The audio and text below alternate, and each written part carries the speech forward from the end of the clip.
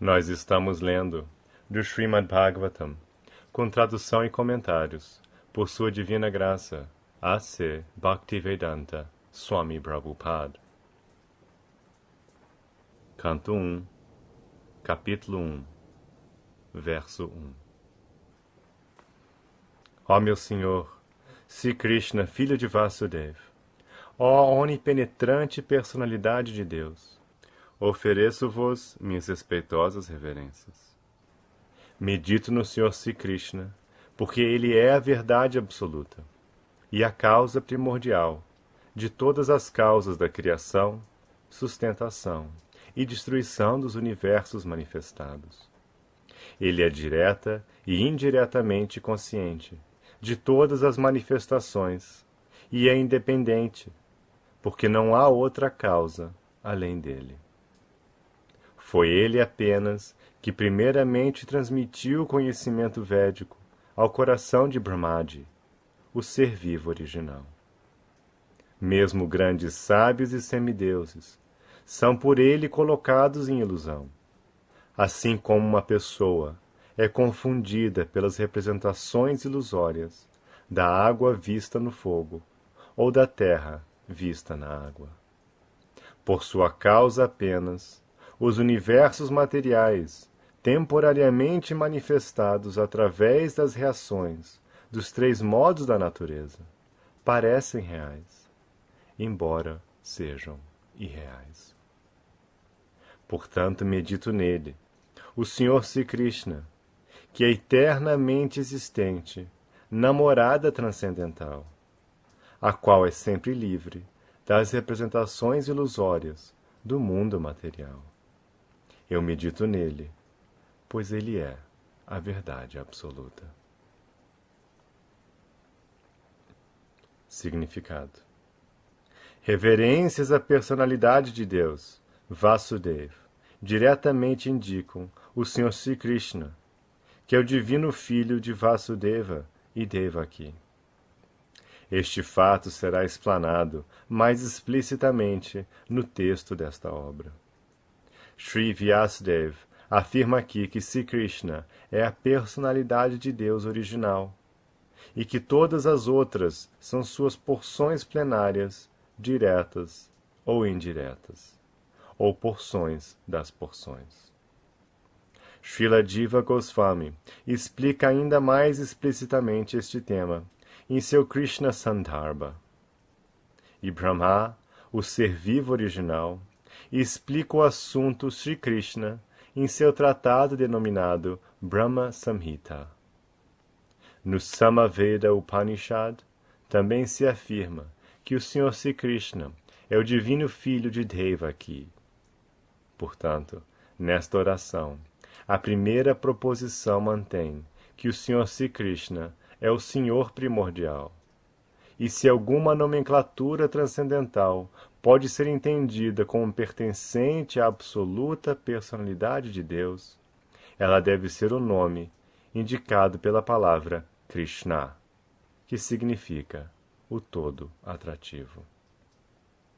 Em muitas passagens do Bhagavad Gita, o Senhor afirma ser a personalidade de Deus original, o que é confirmado por Arjuna, e também por grandes sábios, tais como Narda, Vyas e muitos outros. No Padma Purana também se declara que dentre os inumeráveis nomes do Senhor, o nome Krishna é o principal. Vasudeva indica a porção plenária da personalidade de Deus, e todas as diferentes formas do Senhor, por serem idênticas a Vasudeva, são indicadas neste texto. O nome Vasudeva particularmente designa o divino filho de Vasudeva e Devaki. Sri Krishna é sempre objeto de meditação dos Paramahamsas, que são os mais perfeitos entre aqueles que estão na ordem renunciada da vida. Vasudeva, ou Senhor Sri Krishna, é a causa de todas as causas. Tudo que existe emana do Senhor. Como isso acontece, é explicado nos capítulos posteriores deste trabalho. Esta obra é considerada por Mahaprabhu Sri Chaitanya como Purana imaculado, porque contém a narração transcendental da personalidade de Deus, Sri Krishna. A história do Srimad Bhagavatam é também muito gloriosa. Foi compilada por Sri Vyasadeva, depois de ele amadurecer no conhecimento transcendental. Ele a escreveu sob as instruções de Sri Naradaji, seu mestre espiritual. Vyasadeva compilou toda a literatura védica, contendo as 4 divisões dos Vedas, os Vedanta Sutras, ou Brahma Sutras, os Puranas, o Mahabharata e assim por diante. Todavia, não ficou satisfeito. Sua insatisfação foi observada por seu mestre espiritual, e assim Narada o aconselhou a escrever sobre as transcendentais atividades do Senhor Sri Krishna. Tais atividades transcendentais são narradas especificamente no 10º canto desta obra. Mas, para alcançar sua substância mesma, deve-se proceder a estudo gradual, desenvolvendo o conhecimento das categorias. É natural que uma pessoa de mente filosófica queira conhecer a origem da criação. À noite, ela vê as estrelas no céu e naturalmente especula sobre seus habitantes. Tais indagações são naturais ao homem, porque o homem tem uma consciência mais desenvolvida que a dos animais. O autor do Srimad Bhagavatam dá uma resposta direta a tais indagações. Ele diz que o Senhor Sri Krishna é a origem de todas as criações. Ele não é apenas o criador do universo, mas também o destruidor. A natureza cósmica manifestada é criada em um determinado período pela vontade do Senhor. Ela é mantida por algum tempo e então é aniquilada pela sua vontade. Portanto, a suprema vontade está por trás de todas as atividades cósmicas. Existem, é claro, ateístas de várias categorias que não acreditam em um Criador, mas isto é devido a um pobre fundo de conhecimento. O cientista moderno, por exemplo, tem criado satélites espaciais, e por determinados arranjos, esses satélites são lançados ao espaço exterior, para voar por algum tempo sob controle remoto do cientista. Analogamente, todos os universos, com inumeráveis estrelas e planetas, são controlados pela inteligência da personalidade de Deus. Na literatura védica, está dito que a verdade absoluta, a personalidade de Deus, é a chefe entre todas as personalidades vivas. Todos os seres vivos, começando do primeiro ser criado, Brahma, até a mais pequena formiga, são seres individuais. E acima de Brahma, existem ainda outros seres vivos com capacidades individuais, e a personalidade de Deus é também um ser vivo similar. E assim, como os outros seres vivos, ele também é um indivíduo.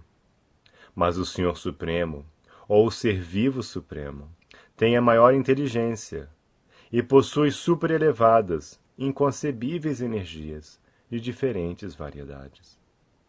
Se o cérebro humano pode produzir um satélite espacial, pode-se facilmente imaginar como os cérebros superiores ao do homem podem produzir coisas similarmente maravilhosas, que são muito superiores. Uma pessoa razoável aceitará facilmente este argumento, mas há ateístas obstinados que nunca o aceitariam. Srila Vyasadeva, contudo, aceita de vez a suprema inteligência como Parameshvara.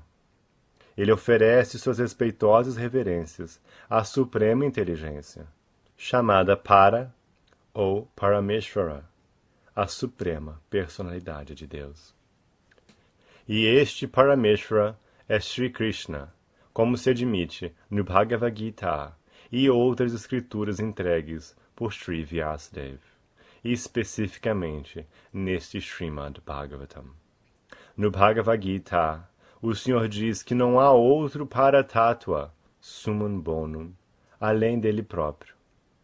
Portanto, Sri Vyasadeva, de imediato, adora o Paratattva Sri Krishna, cujas atividades transcendentais são descritas no 10º canto.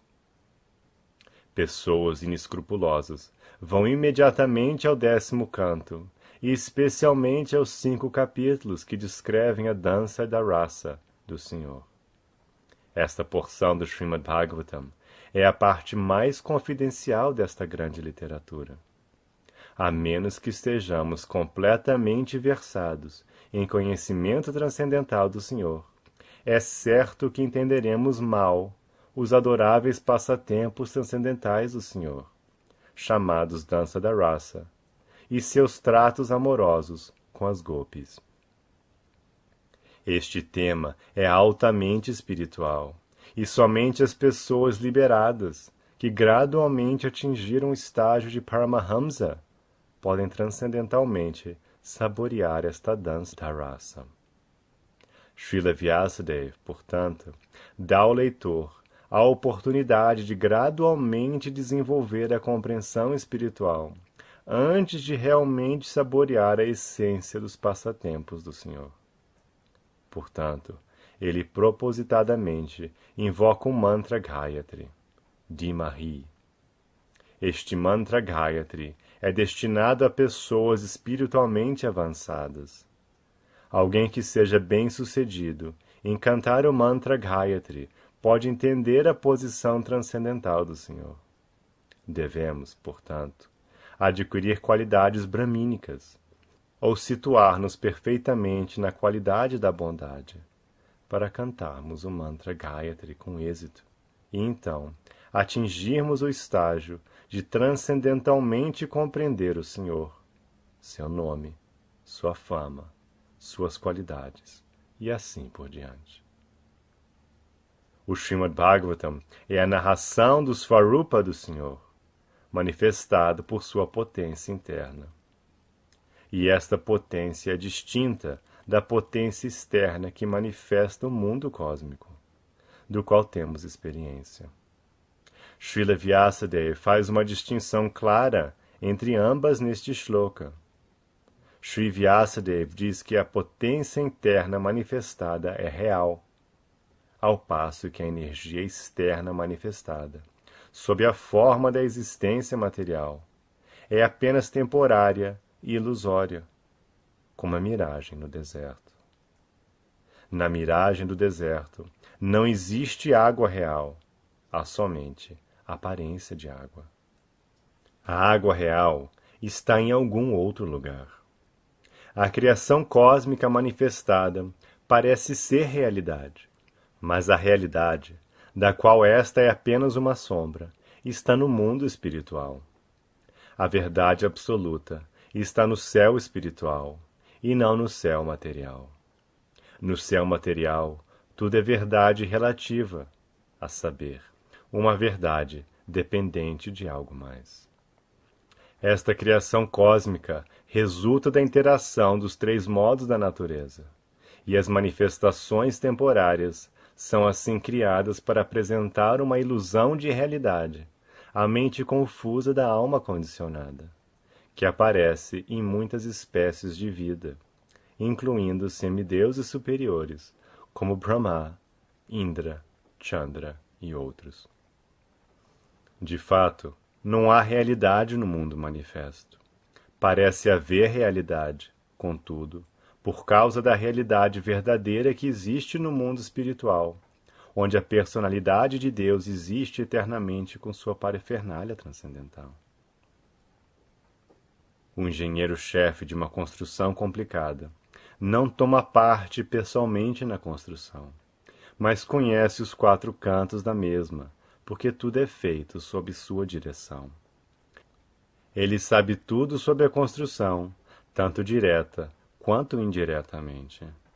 De forma similar, a personalidade de Deus, que é o supremo engenheiro desta criação cósmica, conhece os seus 4 cantos, embora os afazeres estejam sendo executados pelos semideuses. Desde Brahma até a formiga insignificante, ninguém é independente na criação material. A mão do Senhor é vista em toda a parte. Todos os elementos materiais, bem como as centelhas espirituais, emanam dele. E qualquer coisa criada neste mundo material nada mais é que a interação de duas energias, a material e a espiritual, que emanam da verdade absoluta, a personalidade de Deus, Sri Krishna.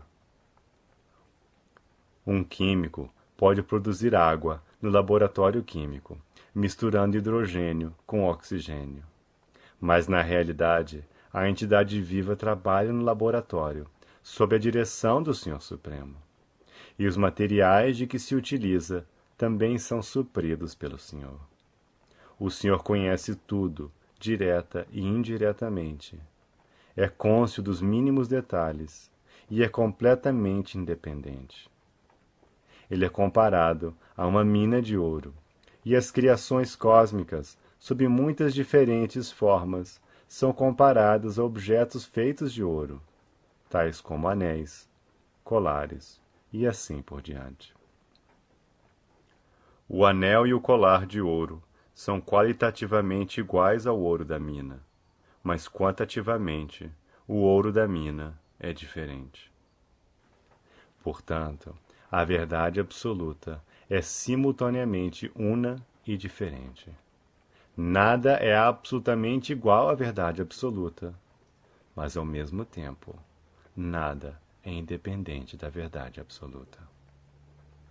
As almas condicionadas, desde Brahma, que engenham o universo inteiro, até a formiga insignificante, estão todas criando, mas nenhuma delas é independente do Senhor Supremo.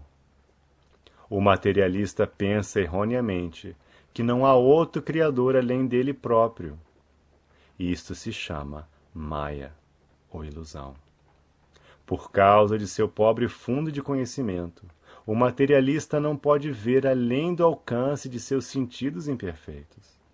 E assim ele pensa que a matéria assume automaticamente sua própria forma, sem o auxílio de uma inteligência superior. Isso é refutado neste shloka por Srila Vyasadeva. Uma vez que o todo completo, ou a verdade absoluta, é a fonte de tudo, nada pode ser independente do corpo da verdade absoluta. Qualquer coisa que aconteça ao corpo torna-se rapidamente conhecida pelo corporificado. Do mesmo modo, a criação é o corpo do todo absoluto. Portanto, o absoluto conhece direta e indiretamente tudo o que acontece na criação. No Shruti Mantra também se estabelece que o todo absoluto, o Brahman, é a fonte última de tudo. Tudo emana dele e tudo é mantido por ele. E no final, tudo entra nele. Esta é a lei da natureza. No Smriti Mantra, o mesmo se confirma. É dito que a fonte da qual tudo emana no começo do milênio de Brahma e o reservatório no qual tudo finalmente entra é a verdade absoluta, ou Brahman. Os cientistas materiais tomam como certo que a fonte última do sistema planetário é o Sol, mas não são capazes de explicar a fonte do Sol. Aqui, a fonte última é explicada. De acordo com a literatura védica, Brahma, que pode ser comparado ao Sol, não é o Criador último. Afirma-se neste shloka que Brahma aprendeu o conhecimento védico da personalidade de Deus. Pode-se argumentar que Brahma, sendo ser vivo original, não poderia ter sido inspirado, porque não havia nenhum outro ser vivo naquele tempo.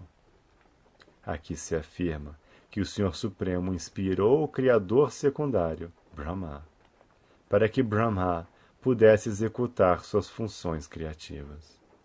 Assim, a inteligência suprema por trás de todas as criações é a divindade suprema, Sri Krishna.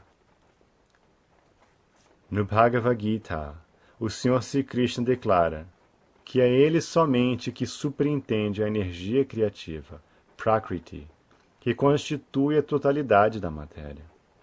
Por isso, Sri Vyasadeva não adora Brahma, mas o Senhor Supremo, que orienta Brahma em suas atividades criativas. Neste shloka, as palavras particulares Abhigya e Swarat são significativas. Estas duas palavras distinguem o Senhor Supremo de todas as outras entidades vivas. Nenhuma outra entidade viva é Abhigya ou Swarat, isto é, ninguém é plenamente consciente, nem plenamente independente. Mesmo Brahma tem que meditar no Senhor Supremo para criar. O que dizer então de grandes cientistas como Einstein? Os cérebros de tais cientistas não são certamente produtos de algum ser humano. Os cientistas não podem fabricar tais cérebros. E o que dizer dos ateístas tolos que desafiam a autoridade do Senhor? Mesmo os impersonalistas mayavadis, que se gabam de poder tornar-se unos com Deus, não são nem Abhigya, nem Swarat. Esses impersonalistas submetem-se a severas austeridades para adquirir conhecimento, a fim de se tornarem unos com o Senhor. Mas, finalmente, tornam-se dependentes de algum discípulo rico, que os supra de dinheiro para construir mosteiros e templos. Ateístas como Ravana ou Hiranyakashipu tiveram que submeter-se a severas penitências antes que pudessem escarnecer da autoridade do Senhor. Mas, finalmente, ficaram desamparados e não puderam se salvar quando o Senhor apareceu diante deles com uma morte cruel. Este é também o caso dos ateístas modernos, que, da mesma forma, ousam zombar da autoridade do Senhor. Tais ateístas receberão o mesmo tratamento, pois a história se repete. Sempre que os homens negligenciam a autoridade do Senhor, a natureza e suas leis ali estão para penalizá-los. Isto é confirmado no Bhagavad Gita, no bem conhecido verso Yada Yada Dharma Syaglanihi. Sempre que há um declínio de Dharma e uma ascensão de Adharma, ó Arjuna, então eu me encarno. Bhagavad Gita 4.7. O Senhor Supremo é todo perfeito, como é confirmado em todos os Shruti Mantras. Está dito nos Shruti Mantras que o Senhor todo perfeito lançou um olhar sobre a matéria e assim criou todos os seres vivos.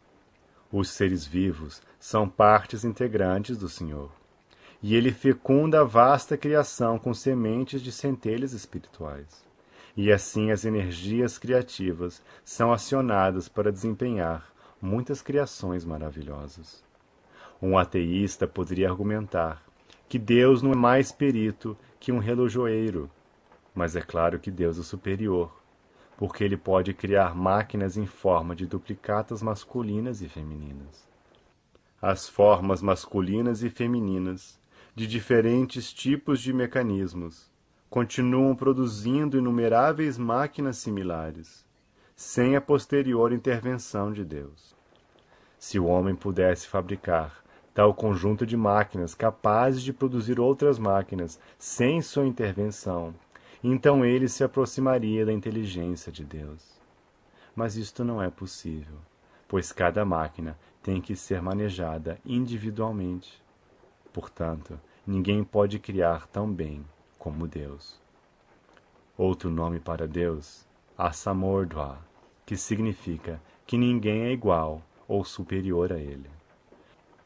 Param Satyam, ou a verdade suprema, é aquele que não tem igual ou superior. Isto é confirmado nos Shruti Mantras. É dito que antes da criação do universo material, existia somente o Senhor, que é o mestre de todos. O Senhor deu instruções a Brahma sobre o conhecimento védico. Este Senhor tem que ser obedecido sob todos os aspectos. Qualquer um que queira safar-se do enredamento material deve render-se a ele. Isso também é confirmado no Bhagavad Gita. A menos que nos rendamos aos pés de lótus do Senhor Supremo, certamente ficaremos desorientados.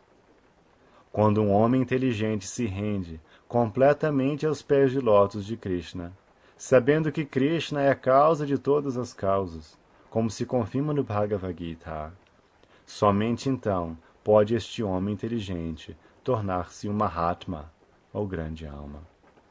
Mas raramente se vê uma grande alma assim. Apenas os Mahatmas podem entender que o Senhor Supremo é a causa primordial de todas as criações.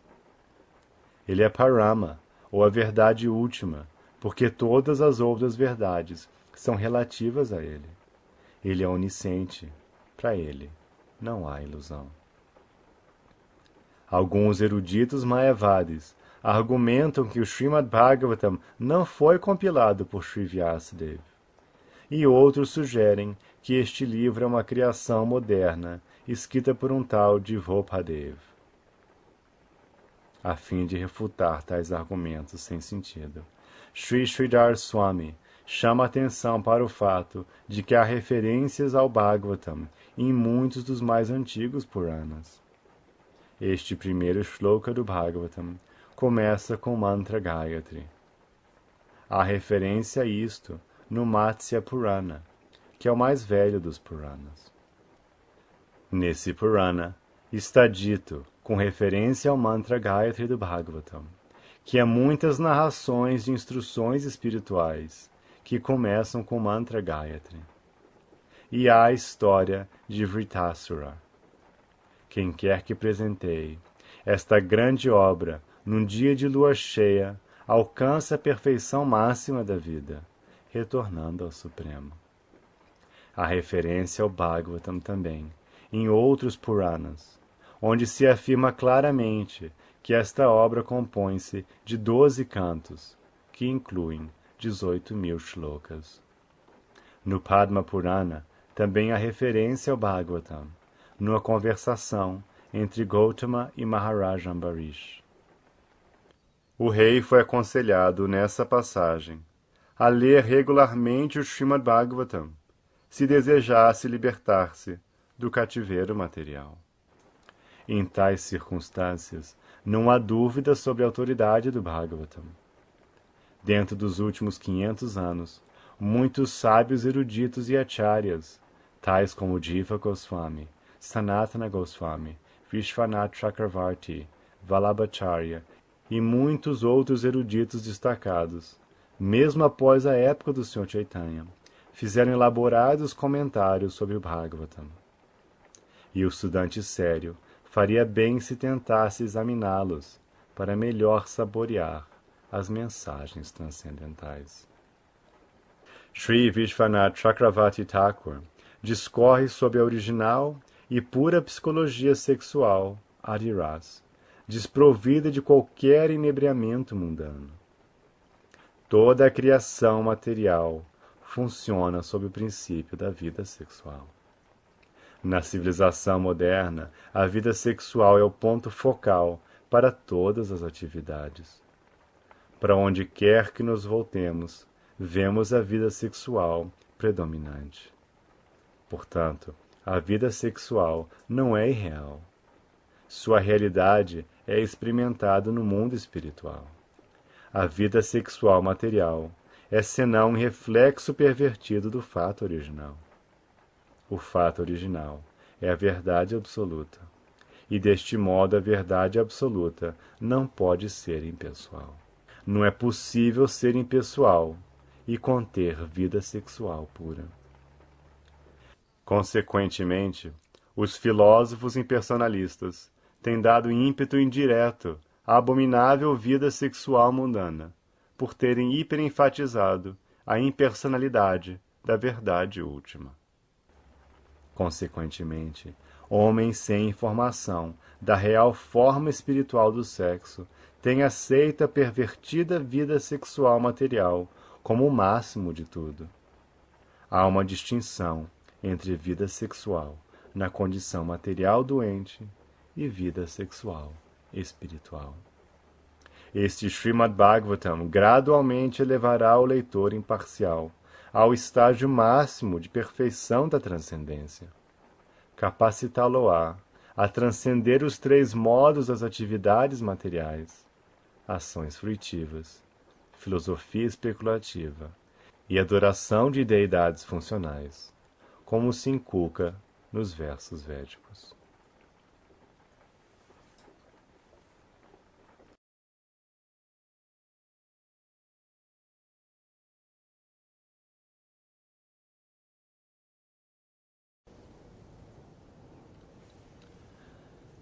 Nós estamos lendo do Srimad Bhagavatam, com tradução e comentários, por sua divina graça, A.C. Bhaktivedanta Swami Prabhupada.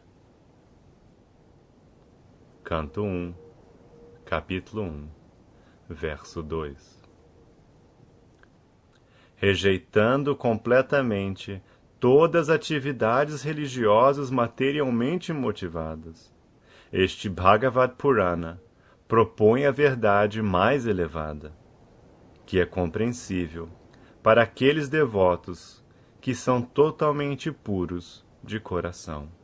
A verdade mais elevada é a realidade que se distingue da ilusão para o bem-estar de todos. Tal verdade desarraiga as 3 espécies de misérias.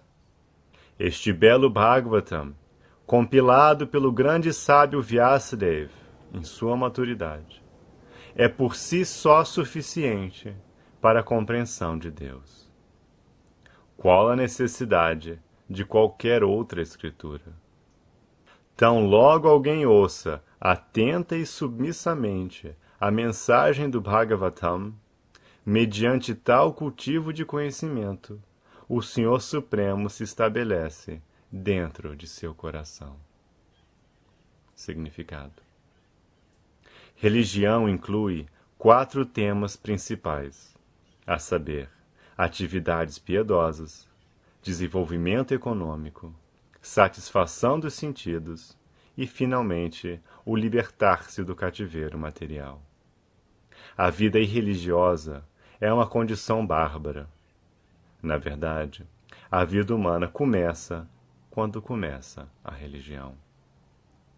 Comer, dormir, temer e acasalar-se são os 4 princípios da vida animal, que são comuns tanto aos animais quanto aos seres humanos. Mas a religião é atributo peculiar do ser humano. Sem religião, a vida humana não é melhor do que a vida animal. Portanto, nas sociedades humanas, há alguma forma de religião que visa a autorrealização e que faz referência à eterna relação do homem com Deus. Nos estágios inferiores da civilização humana, há sempre competição para o assenhoramento da natureza material. Ou, em outras palavras, há uma contínua rivalidade para satisfazer os sentidos. Impelido por tal consciência, o homem se volta para a religião. Assim, ele executa atividades piedosas ou funções religiosas para lograr bens materiais. Mas se tais bens materiais são obteníveis de outras maneiras, então a assim chamada religião é negligenciada. Atualmente, as igrejas, os mosteiros e os templos estão praticamente vazios. Os homens estão mais interessados em fábricas, lojas e cinemas do que nos lugares religiosos erigidos por seus antepassados. Isto praticamente prova que a religião é executada em troca de lucros econômicos, os quais são necessários para o gozo dos sentidos. Frequentemente, quando alguém é frustrado na busca de gozo dos sentidos, procura a salvação e tenta tornar-se uno com o Senhor Supremo. Consequentemente, todos estes estados são, simplesmente, diferentes tipos de gozo dos sentidos. Nos Vedas, as 4 atividades acima mencionadas se prescreve que sejam feitas de maneira regulada, para que não haja nenhuma competição indevida para o gozo dos sentidos. Mas o Srimad Bhagavatam é transcendental a todas essas atividades de gozo dos sentidos. É literatura puramente transcendental, que pode ser entendida apenas pelos devotos puros do Senhor, transcendentais ao competitivo gozo dos sentidos. No mundo material, a acirrada competição entre animal e animal, homem e homem, comunidade e comunidade, nação e nação. Mas os devotos do Senhor elevam-se acima de tais competições. Eles não competem com o materialista, porque estão no caminho de volta ao Supremo, onde a vida é eterna e bem-aventurada. Tais transcendentalistas são isentos de inveja e puros de coração.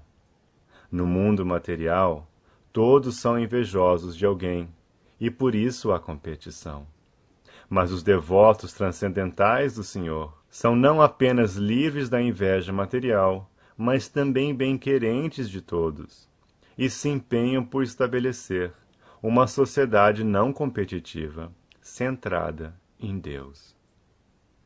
A concepção do socialista contemporâneo de uma sociedade não competitiva é artificial, porque no Estado socialista há competição para o posto de ditador. Do ponto de vista dos Vedas, ou sob o ponto de vista das atividades humanas comuns, o gozo dos sentidos é a base da vida material. Há 3 caminhos mencionados nos Vedas. Um envolve atividades fruitivas, para se obter promoção a planetas melhores. Outro, a adoração a diferentes semideuses, para a promoção aos planetas dos respectivos semideuses. E outro, a compreensão da verdade absoluta e seu aspecto impessoal, e o tornar-se uno com ele. O aspecto impessoal da verdade absoluta não é o mais elevado. Acima do aspecto impessoal está o aspecto Paramatma, e acima deste, o aspecto pessoal da verdade absoluta, ou Bhagavan. O Srimad Bhagavatam informa sobre a verdade absoluta sob seu aspecto pessoal. É mais elevado que a literatura impersonalista e mais elevado que a divisão Jnana-Kanda dos Vedas. Ele é mesmo superior à divisão Karma-Kanda e ainda superior à divisão Upasana-Kanda, porque recomenda a adoração à suprema personalidade de Deus, o Senhor Sri Krishna. No Karma-Kanda, há competição para alcançar planetas celestiais para melhor gozo dos sentidos, e a competição similar no Jnana-Kanda e no Upasana-Kanda. O Srimad Bhagavatam é superior a todos estes, porque visa a verdade suprema, que é a substância ou raiz de todas as categorias. Com o Srimad Bhagavatam pode-se chegar ao conhecimento da substância, bem como das categorias. A substância é a verdade absoluta, o Senhor Supremo, e todas as emanações são formas relativas de energia. Nada está à parte da substância, mas ao mesmo tempo, as energias são diferentes da substância. Esta concepção não é contraditória. O Srimad Bhagavatam explicitamente promulga esta filosofia do simultaneamente uno e diferente do Vedanta Sutra, que começa com o Janmadi Asya Sutra. Este conhecimento de que a energia do Senhor é simultaneamente igual ao Senhor e diferente dele, é uma resposta à tentativa dos especuladores mentais de estabelecer a energia como o absoluto. Quando este conhecimento é realmente entendido, percebe-se que as concepções do monismo e dualismo são imperfeitas. O desenvolvimento desta consciência transcendental, baseado na concepção do simultaneamente uno e diferente, leva-nos imediatamente ao estágio de libertar-se das 3 espécies de misérias. As 3 espécies de misérias são 1. As misérias que surgem do corpo e da mente. 2. As infligidas por outros seres vivos. E 3. As decorrentes de catástrofes naturais, sobre as quais não se tem controle. O Srimad Bhagavatam começa com a rendição do devoto à pessoa absoluta. O devoto é plenamente cônscio de que está uno com o absoluto e, ao mesmo tempo, de sua posição eterna de servo do absoluto. Na concepção material, falsamente julgamo-nos senhores de tudo que observamos, e por isso somos sempre incomodados pelas 3 espécies de misérias da vida. Mas tão logo tomemos conhecimento de nossa verdadeira posição como servos transcendentais, de imediato livramo-nos de todas as misérias.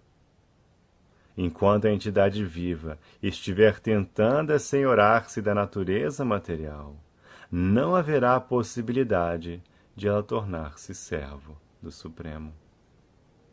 O serviço ao Senhor é prestado em consciência pura da própria identidade espiritual. Através do serviço, libertamo-nos imediatamente dos estorvos materiais. Além disso, o Srimad Bhagavatam é um comentário pessoal de Sri Vyasadeva sobre o Vedanta Sutra. Foi escrito na maturidade de sua vida espiritual, pela misericórdia de Narada. Sri Vyasadeva é a encarnação autorizada de Narayana, a personalidade de Deus. Portanto, não se põe em questão a sua autoridade. Ele é o autor de todos os outros textos védicos. Porém, recomendo o estudo do Srimad Bhagavatam acima de todos os demais. Em outros Puranas, há diferentes métodos estabelecidos, pelos quais pode-se adorar os semideuses. Mas no Bhagavatam, somente o Senhor Supremo é mencionado. O Senhor Supremo é o corpo total, e os semideuses são diferentes partes deste corpo. Consequentemente, aquele que adora o Senhor Supremo não precisa adorar os semideuses. O Senhor Supremo fixa-se imediatamente no coração do devoto. O Senhor Chaitanya Mahaprabhu recomenda o Srimad Bhagavatam como Purana imaculado e o distingue de todos os outros Puranas. O método apropriado para receber esta mensagem transcendental é ouvi-la submissamente. Uma atitude de desafio não pode nos ajudar a compreender esta mensagem transcendental. Uma palavra particular é usada aqui para devida orientação. A palavra é Shushrushu. Deve-se estar ansioso por ouvir esta mensagem transcendental. O desejo de ouvir sinceramente é a primeira qualificação. Pessoas menos afortunadas não estão de modo algum interessados em ouvir este Srimad Bhagavatam. O processo é simples, mas a aplicação é difícil. Pessoas desafortunadas encontram tempo suficiente para conversas políticas e sociais inúteis, mas quando convidadas para tomar parte numa reunião de devotos, para ouvir o Srimad Bhagavatam, elas subitamente se tornam relutantes. Às vezes, os leitores profissionais do Bhagavatam imediatamente mergulham nos tópicos confidenciais dos passatempos do Senhor Supremo, que eles aparentemente interpretam como literatura sexual. O Srimad Bhagavatam é para ser ouvido a partir do começo. Aqueles que são capazes de assimilar esta obra são mencionados neste shloka. Uma pessoa torna-se qualificado para ouvir o Srimad Bhagavatam depois de muitos atos, piedosos. O grande sábio Vyasadeva diz que a pessoa inteligente, com pensativa discrição, pode estar certa de poder compreender diretamente a suprema personalidade de Deus, ouvindo o Srimad Bhagavatam. Sem se submeter aos diferentes estágios de compreensão estabelecidos nos Vedas, uma pessoa pode elevar-se imediatamente à posição de Paramahamsa, simplesmente concordando em receber esta mensagem.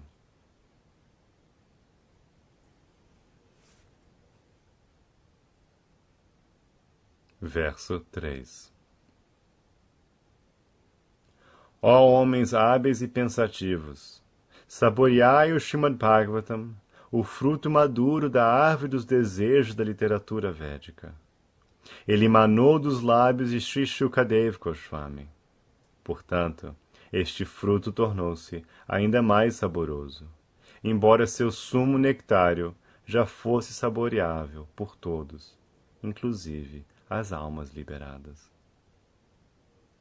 Significado. Nos 2 shlokas anteriores, ficou definitivamente provado que o Srimad Bhagavatam é a literatura sublime que supera todas as outras escrituras védicas, devido às suas qualidades transcendentais. Ele é transcendental a todas as atividades e conhecimento mundanos. Neste shloka, se declara que o Srimad Bhagavatam é não apenas uma literatura superior, mas é também o fruto maduro de todos os textos védicos. Em outras palavras, ele é a nata de todo o conhecimento védico. Considerando tudo isso, o ouvir paciente e submisso é definitivamente essencial. Com grande respeito e atenção, deve-se receber a mensagem e as lições transmitidas pelo Srimad Bhagavatam.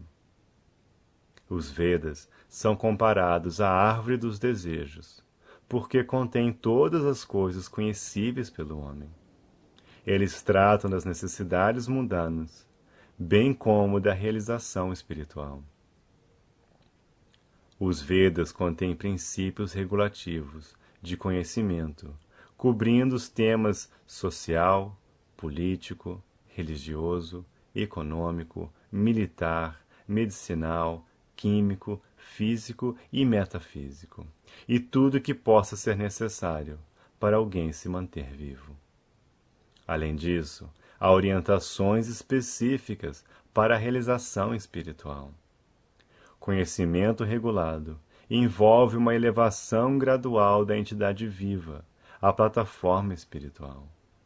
E a realização espiritual mais elevada é o conhecimento de que a personalidade de Deus é o reservatório de todos os sabores espirituais, ou rasas.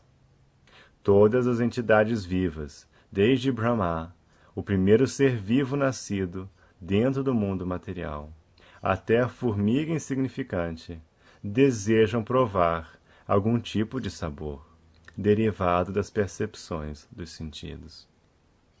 Estes prazeres sensoriais são tecnicamente chamados rasas.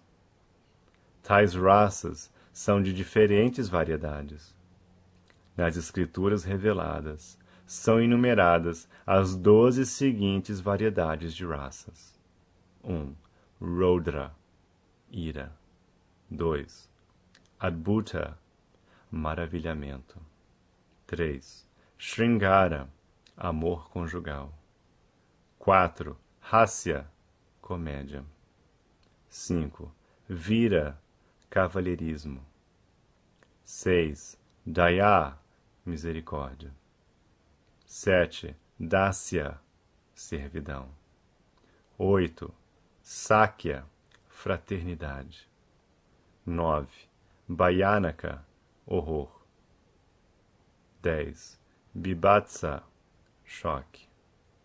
11. Shanta, neutralidade. E 12. Vatsalya, paternidade. A soma total de todas estas raças é chamada afeição, ou amor. Primariamente, tais sinais de amor se manifestam sob as formas de adoração, serviço, amizade, afeição paterna e amor conjugal. E quando estas 5 estão ausentes, o amor se apresenta indiretamente sob as formas de ira, maravilhamento, comédia, cavalheirismo, medo, choque e assim por diante. Por exemplo, quando um homem está apaixonado por uma mulher, a raça é chamada amor conjugal.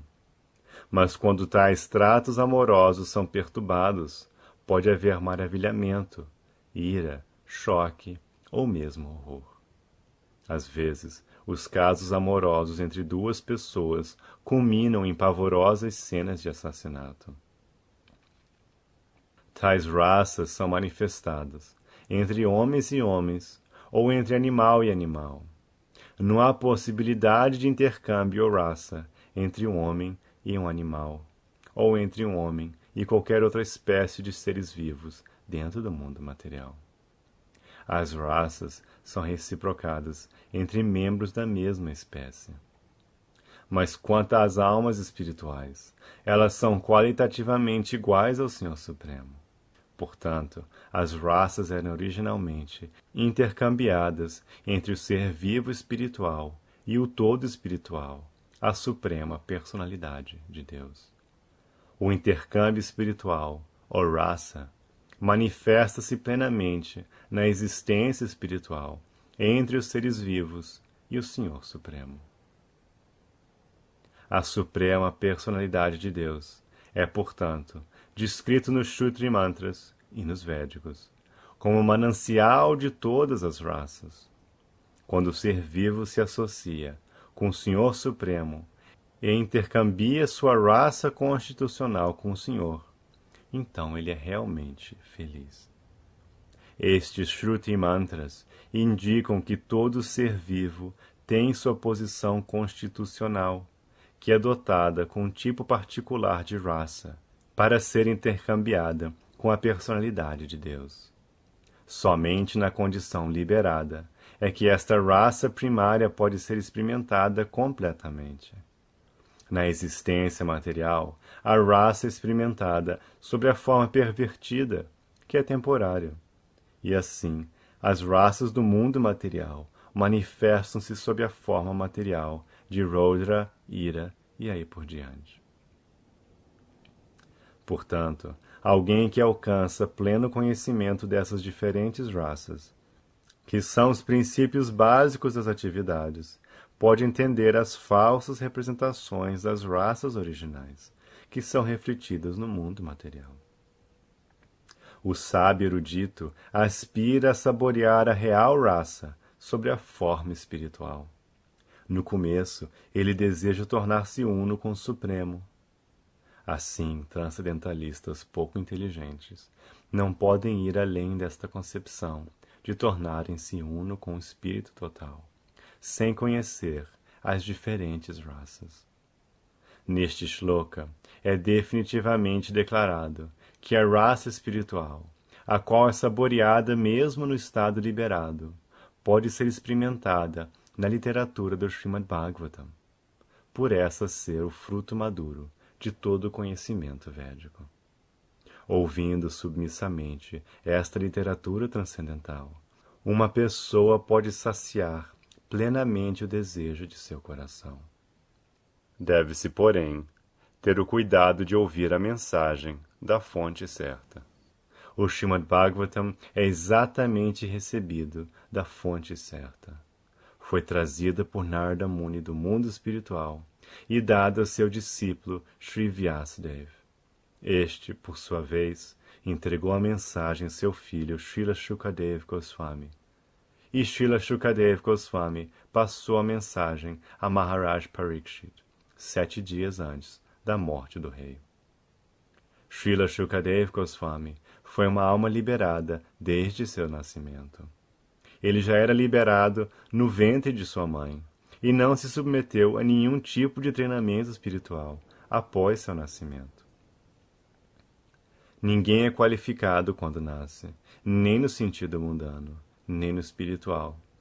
Mas Sri Shukadev Goswami, por ser uma alma perfeitamente liberada, não teve que se submeter a um processo evolucionário para alcançar a realização espiritual. Todavia, a despeito de ser uma pessoa completamente liberada, situada na posição transcendental, acima dos 3 modos materiais, ele foi atraído a esta raça transcendental da Suprema Personalidade de Deus, que é adorado pelas almas liberadas que cantam hinos védicos. Os passatempos do Senhor Supremo são mais atrativos para as almas liberadas do que para pessoas mundanas. Ele não é necessariamente impessoal, porque só é possível manter uma raça transcendental com uma pessoa. No Srimad Bhagavatam são narrados os passatempos transcendentais do Senhor, e a narração é sistematicamente descrita por Srila Shukadev Goswami. Assim, o tema é atrativo para todas as classes de pessoas, incluindo aqueles que buscam liberação e os que almejam tornar-se unos com o Supremo Todo. Em sânscrito, o papagaio é conhecido como shuka. Quando um fruto maduro é cortado pelos bicos vermelhos de tais aves, seu sabor doce aumenta. O fruto védico, maduro e sazonado em conhecimento, é falado através dos lábios de Srila Shukadev Goswami, o qual é comparado ao papagaio, não por sua habilidade de recitar o Bhagavatam exatamente como ouviu do seu erudito pai, mas por sua habilidade em apresentar a obra de maneira a atrair todas as classes de homens. O tema é tão bem apresentado, através dos lábios de Srila Shukadev Goswami, que qualquer ouvinte sincero que o ouça submissamente pode de imediato provar sabores transcendentais, que são distintos dos sabores pervertidos do mundo material. O fruto maduro não caiu de repente de Krishnaloka, o planeta mais elevado. Ao contrário, tem descido cuidadosamente através da corrente de sucessão discipular, sem mudança ou distúrbio. Pessoas tolas que não estão na sucessão discipular transcendental cometem grandes disparates ao tentar entender a mais elevada raça transcendental, conhecida como dança da raça, sem seguir os passos de Shukadev Goswami, que apresenta este fruto muito cuidadosamente, através dos estágios de realização transcendental. Devemos ser inteligentes o bastante para conhecer a posição do Srimad Bhagavatam, considerando personalidades como Shukadev Goswami, que tratam do assunto com muito cuidado. Este processo de sucessão discipular da escola Bhagavata sugere que também no futuro o Srimad Bhagavatam terá que ser entendido com auxílio de uma pessoa que seja realmente um representante de Srila Shukadev Goswami. Um profissional que faz negócio, recitando o Bhagavatam ilegalmente, com certeza não é um representante de Shukadev Goswami. Tal homem só faz este negócio para ganhar a vida. Portanto, deve-se abster-se de ouvir as palestras de tais profissionais. Geralmente, esses homens recitam a parte mais confidencial da literatura, sem passar pelo processo gradual de entender este grave tema. Eles costumam mergulhar no tema da dança da raça, que é mal entendido pela classe de homens tolos. Alguns tomam-no por imoral, enquanto outros tentam cobri-lo com suas próprias interpretações estúpidas. Eles não têm desejo de seguir os passos de Srila Shukadev Goswami. Conclui-se, portanto, que o estudante sério da raça deve receber a mensagem do Bhagavatam na corrente de sucessão discipular proveniente de Srila Shukadev Goswami, que descreve o Bhagavatam desde seu começo, e não caprichosamente para satisfazer os mundanos que têm pouquíssimo conhecimento da ciência transcendental. O Srimad Bhagavatam é apresentado com tanto cuidado que qualquer pessoa séria e sincera poderá imediatamente desfrutar o fruto maduro do conhecimento védico, simplesmente por beber o suco nectário através da boca de Shukadev Goswami, ou seu representante fidedigno.